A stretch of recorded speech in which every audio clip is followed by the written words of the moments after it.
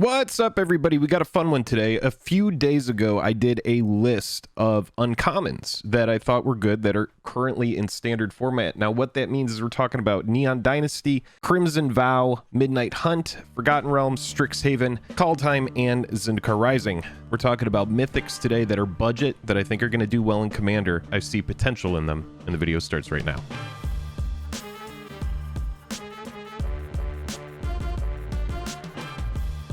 Highest level of gratitude to our patrons who power the channel through Patreon. Check out the Patreon link in the description to learn about monthly giveaways, VIP Discord access, and even our official playmat. Hello and welcome to the day. Thank you for spending your time with us. I'm Jake, and welcome back to another episode of Jake and Joel Are Magic. Today we have a fun video. We're going to be going over mythics that are under $5. I've got some that are under $1. I've got a few that are under $2, and then I've got a few that are under $5. We're going to be talking about 10 mythics today. Again, all of these come out of standard legal sets. In the future, I see them going somewhere. A lot of the time in Magic the Gathering, cards will pop up in price as time goes on. Now, what's different about covering mythics rather than rares or uncommons that I think are going to go up is you have to keep in mind the print run is going to be lower. Now, all of these cards do come out of sets that have collector products, set booster products. So there's going to be lots of variants for some of these cards. We're talking about the baseline copy of these cards today. If you like these videos, click like and subscribe. It's a great way to support the channel. And if you do want to get involved on a deeper level, head on over to Patreon and do it. The link is in the description of the video. Shout out to Dragon Shield. That is our sponsor. Also, all of the details to the Discord, we have a Commander League, that kind of stuff. Find that in the description of the video. Nothing on this channel is financial advice. Do your own due diligence. I'm Jake. Let's get into the cards. Quick reminder, we are talking about standard. That is Kamigawa Neon Dynasty, Crimson Vow, Midnight Hunt, Adventures in the Forgotten Realms, Strixhaven, Kaldheim, and Zendikar Rising. Now we are over here on Card Kingdom, and the reason I picked Card Kingdom is because if you did want to buy all of these easily and concisely, you could just do it here. Again, take all of the prices I'm going to tell you with a grain of salt. They are going to be around these prices. These are cheap mythics. If you ever want to do this yourself, I'll just show you how to do it. I click Magic the Gathering, and I go down here to standard format. And then to do what I'm doing, I go to rarity, and I'm clicking mythic. You know, if you wanted to change the rarity, you could do that. And then make sure to hit standard here because sometimes it resets these fields. Now, I went through here and I looked at some stuff. And there's like interesting cards on this list. I'm looking at Harness Infinity, exchange your hand and graveyard, exile Harness Infinity. I think this card is fine. It really did take some due diligence, a little bit of digging, going through here and looking at cards that I actually said, how will this do in Commander? You know, what is its application in Commander as like a budget card? Where do I see the potential going? Obviously, on this list, I'm going to cover basic application. I'm going to talk about where I see the card going, how I think it's going to do. Let's just get into my picks. If you think there's something that needs to be on the list by the end, make sure to let me know in the comments. I know that everybody does, but just a reminder. Final reason why I like Mythics is because they are more rare. When they do spike, they have a lot more potential for upside because there are less of them in circulation. Not financial advice. First card on our list is Battle Mammoth. 2 green, 3 other for a 6/5 trampler. Whenever a permanent you control becomes a target of a spell or ability an opponent controls, draw a card. Draw a card is pretty much, and that is a may, so you may do it. Draw a card is pretty much the most powerful ability in Magic the Gathering. Your ability to keep cards in your hand and outpace your opponent is always going to be a good thing. Oftentimes, the people with the most cards are going to have the most resources, and they're going to be able to close out the game. All right, now do keep in mind with Battle Mammoth, with that foretell cost, essentially what you're doing is you're paying that foretell. During your turn, you may pay 2 and then exile this card from your hand face down. When you cast it later, you're not doing that at instant speed, but you are going to end up paying 4 for a 6/5 trampler on a later turn, which means you are going to save a little bit of mana. Now, remember that draw card ends up being really good. This card, when it first came out, man, I'm telling you, people were hyped on it, and now it's settled out at 79 cents. I think that there's some potential here, so keep Battle Mammoth on your radar. Moving on to the next card under $1, it's also a green card, and this time it's from Strixhaven. So next up on our list is Ecological Appreciation. 1 green, 2 and X. Sorcery. Search your library and graveyard for up to 4 creature cards with different names that each have mana value X or less and reveal them. An opponent chooses 2 of those cards, shuffle the chosen cards into your library, put the rest onto the battlefield, exile this card. So what's going to happen with this is you're going to pay a bunch of mana, you're going to go in, you're going to tutor up 4 cards, whether they're from your graveyard or from your library, and then an opponent's going to choose 2 of them. You're going to lose those cards. They're going to get shuffled in. That's where I think this card is held back a little bit. If they went to the yard, for example, then they become potential combo pieces that you can get back with a reanimation effect. But I still think this card is a great opportunity to reestablish board position. right? It's splashy, big splashy spell, and at 79 cents, I think it's pretty much a really good budget green card. If you're just getting into Commander, if you're like, you know what, I'm looking for like a nice splashy mythic that's going to let me tutor, that's inexpensive, I think this card is a good start there. Definitely worth having on your radar at 79 cents. I do think that the card gets better in time. Let me know in the comments what you think of it. I think it's a fine card.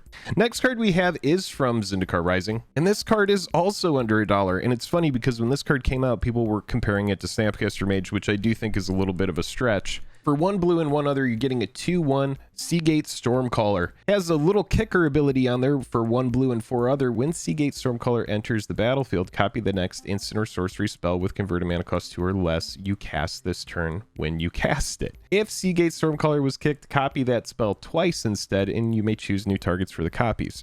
So, basic application that I like for this card. It's going to easily copy paths. It's going to easily copy swords, kill effects, that kind of stuff. I think that this card being at 79 cents is a pretty good entry point for what would be considered a budget, pretty bad Snapcaster Mage, right? I think that this card is good. I think it has potential, and with that kicker cost, if you're in like blue-green, for example, some Simic Shell, you're going to be able to get that kicker going very easily. Now let's move on to some cards that I think have some application that are under $2. Again, these are all budget cards, so I'm not talking about cEDH stuff. If you're watching this and you're like, these cards are jank, well, I'm talking about cards that can be purchased for a cheap price that are going to be good placeholders in your deck until you start to refine, until you start to make cuts. Once you start getting your deck to a more refined place, then these go to the binder, and maybe they go into a new deck that you're working on until you start to refine that deck. So we have Blex Vexing Pest. Other pests, bats, insects, snakes, and spiders you control get +1/+1. When Blex dies, you gain 4 life. So it has a little bit of life gain in there.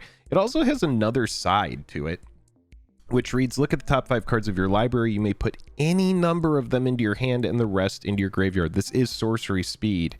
You lose 3 life for each card you put into your hand this way. I think Blex is best in the 99. I don't think it's best as a commander of a deck. It is a lord that gets better. The backside of the card offers some velocity.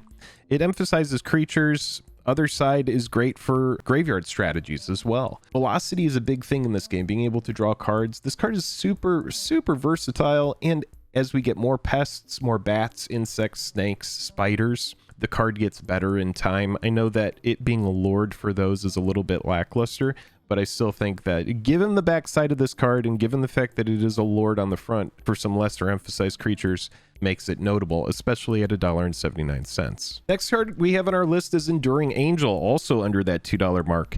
It's restrictive to white. We do have 3 white, 2 other. For a 3/3 flying double strike, you have hexproof. If your life total would be reduced to 0, now listen carefully, if your life total would be reduced to 0 or less, instead transform Enduring Angel and your life total becomes 3. Then if Enduring Angel didn't transform this way, you lose the game. I think people are turned off by that you lose the game, but keep in mind this is essentially just so you don't clone this, because if the clone flips and it doesn't go to the backside of the image, which reads flying, you have hexproof, angelic enforcer's power and toughness are each equal to your life total. When it attacks, double your life total. If the card doesn't get to flip into this, then you do lose the game. But otherwise, if your life total would be reduced to 0 or less, that has to be fulfilled in order for the rest of the text on the bottom of this card to happen. Otherwise, you just have hexproof and it's a flying double striker that essentially must be removed. But I think this card being very pesky for your opponents, and I think people really do get turned off by seeing you lose the game and they don't see the actual power and potential in this card. I think this card is really strong, and it's an absolute must answer. You just can't clone it. That's essentially why that text exists. Now, next card we have under that $2 mark is from Kamigawa Neon Dynasty. So this card came out as of the filming of this video. We're a few weeks out, or a couple weeks out, from new Capenna previews, like big previews. We've already seen some of the new Capenna triomes that came out, but we do have the Kami War, and this is from Kamigawa Neon Dynasty. So what's fun about this card is we are getting something that is going to go into 5-color. This is going to go in a 5-color deck. For a 6-mana investment, most of the modes on this card are not good by themselves, but when you stick them all together and you put the creature on the back of the card, you're getting some pretty big heat here. If you have mana fixing, this is going to be a good card for you. The first stage of this saga, the lore counter, the first lore counter. You're exiling target non-land permanent and opponent controls. This is pretty sweet, right? Any non-land permanent. Seems good. Pesky enchantment. Maybe the commander's kicking your butt. Maybe there's an artifact over there you need to deal with. You're going to be able to deal with that. And then the second lore counter, return up to one other target non-land permanent to its owner's hand, then each opponent discards a card. That's pretty sweet. Each opponent is dealing with the discard here, and you get to bounce something. Still not super impactful in a commander game, especially as people are drawing lots of cards. But it is not worth ignoring the fact that on the back of this, we are getting a dragon spirit that's all colors. It's a 6/6 flying trample. It's a hell of a blocker. It's a hell of an attacker. And whenever it attacks, defending player chooses a non-land card in your graveyard. Return that card to your hand. And then this gets +X/+O until end of turn, where X is the mana value of that card. So this is a dragon spirit that I would absolutely have to answer at all costs immediately. It offers velocity for you. You're getting stuff back. And then that flying trample, I mean, that's tough to deal with. This card is absolutely going to be a lightning rod to your opponents. If they have removal, they are going to remove it because it will close out a game, especially as those CMCs start to add up and this card starts to get buffed on that power. Very strong card. Again, it comes with a bounce that is not very good by its own for 6 mana. It comes with a exile target non-land permanent that is not very good on its own for 6 mana, and then this big dragon that is not very good on its own for 6 mana. But when you put all of those together for one 6 mana investment, this card becomes very strong. I think because it just came out of Kamigawa, people just aren't really thinking about it, and it's not really high on their lists. But I think that there's potential here, especially under that $2 mark, from a casual 5-color EDH perspective. Now let's get to some cards under $5, and we're not going to go above $5. We've got these last 4 cards on our list that I think are all going to be fun. I had to pick through, and I was looking at some stuff, and I was like, wow, some of these are like very cheap. 2 of them are out of Kamigawa as well. We have some newer stuff here, and then we have some older stuff that's kind of going to be rotating out sooner that we're going to talk about. Let's go ahead and get into these last 4 cards. And the first one, let's talk about the big blue dragon that came out of Kamigawa Neon Dynasty. Now, this card is only $2.29 over here on Card Kingdom. Even though this is on the list, it's under $5. It could have probably gone on the $2 list. But that said, Ward 3 is good. I was just talking about Kappa Cannoneer, which has Ward 4. It's essentially hexproof. It does have Improvise, which makes it better. But just keep in mind, stuff like Path, stuff like Swords, it's going to cost 4 if you want to target this. That's pretty mana restrictive. You're getting a big beefy 6/6 flyer with that Ward 3. Again, Wizards of the Coast moving away from hexproof. They don't really like hexproof. You can't really interact with it. Well, think like playing against a Boggles deck. Anything like that. You're just like, okay, I'm just going to get beat to death. So Ward is their way around hexproof while still providing evasion for these big creatures. But what's sweet about this card is when it dies, you get some versatility, baby. Return any number of target non-land permanents with total mana value 6 or less to their owner's hands. Not bad. And then mill 6 cards, then return up to 2 instant and or sorcery cards from your graveyard to your hand. Much better, right? So being able to get, you know, some big counter spells, maybe some big draw spells, maybe some removal back from your yard after you mill, or if you play this late game, you probably have some stuff in the yard if it hasn't been exiled. The bounce is kind of cool, but having that big die trigger, I think that this dragon is just poised for greatness. That Ward 3 is huge to me. Obviously flying, evasion, that's always huge. But 6/6 big blue dragon, people like dragons. Dragons do well over time. This card just came out. It has a bunch of different variants, so give it time. Players will find it. I think the card is absolutely sexy and really good. Next up on our Mythic list is Leyline Tyrant. Talk about a card that came out, had so much hype, like massive amount of hype, and then the price just absolutely craters. What's funny is this is a combo piece with Hellkite Charger and Sword of Feast and Famine that allows you infinite combat steps. A bunch of crazy degeneracy exists with this card. 2 red and 2 other for 4/4 flying. You don't lose unspent red mana as steps and phases end. Seems pretty good, right? Players are going to figure out a way to break that. When it dies, you may pay any amount of red, and when you do, it deals that much damage to any target. It's pretty sweet too. Pretty sweet too, especially if you're going infinite mana and you're not losing mana. You can do some crazy stuff with this card. 4/4 flyer for 4, not extremely impactful, but the fact that this is a combo piece, the fact that this can go big is why it's on the list, and especially at $3.49. I think that this is a fine entry price for this card. Again, not financial advice, but there's not a lot of risk with any of the cards I'm talking about today. And what I mean by risk is the amount of money that you're willing to lose when you buy something. If you buy Leyline Tyrant at $20, like when it first came out, and then the card craters down to $3, well, if you had bought a bunch of those, then you've lost a lot of money, right? If you're just buying the card to have it, then sure, it goes down 17 bucks and you're like, well, whatever, I'm playing it in a deck. But if you did buy the card and you were like, I think this card's going to go up, well, then you're taking a bath. So risk is just, it's simply put, the amount of money that you're willing to lose when you go into a trade or you go into speccing a card like this. So just keep that in mind.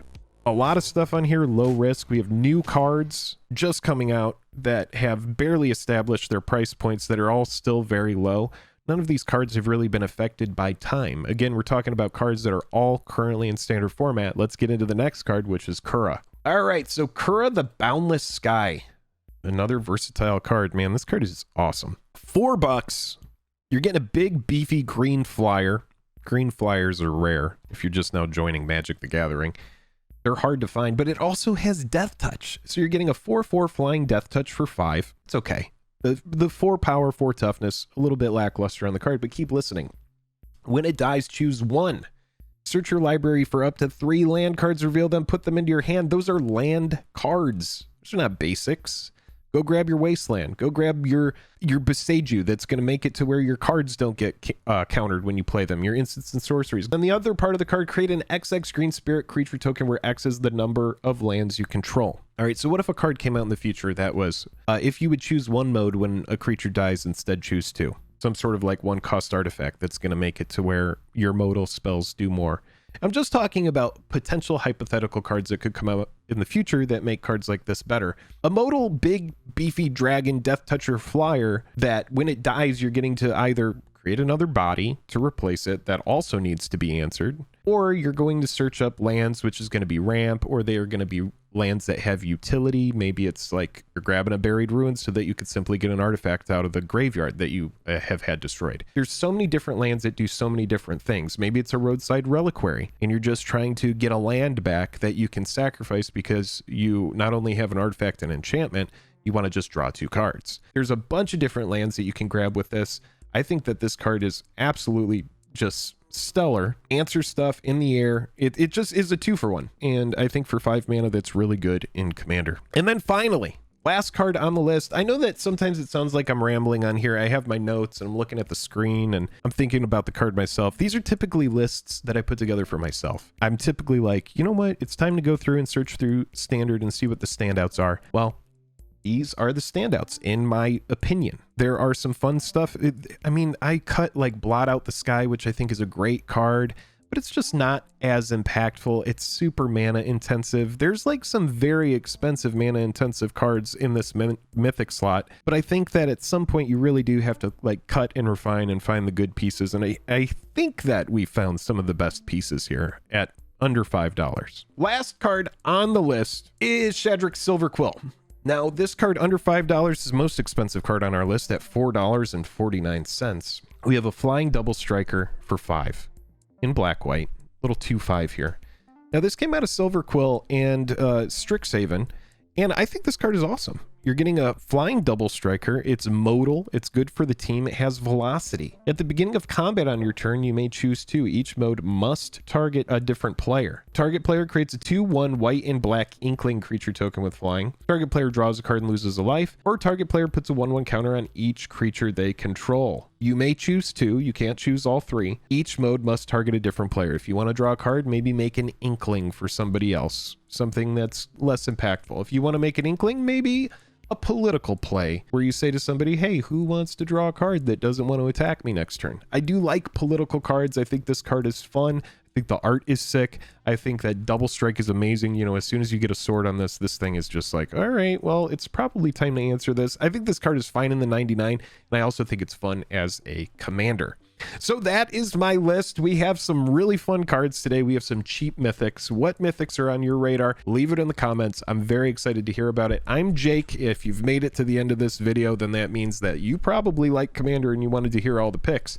If you do like Commander, head on over to our Discord. The link is in the description of the video. You can find out about our pre-con Commander League, where we have members from the community. Anybody who wants to join, you can join the pre-con league. All you have to do is be a patron at any level, and you can get in there We are always over on Discord helping people out. You could send us personal messages. If you're like, man, I really want to send Jake a message, you can do it over on Discord.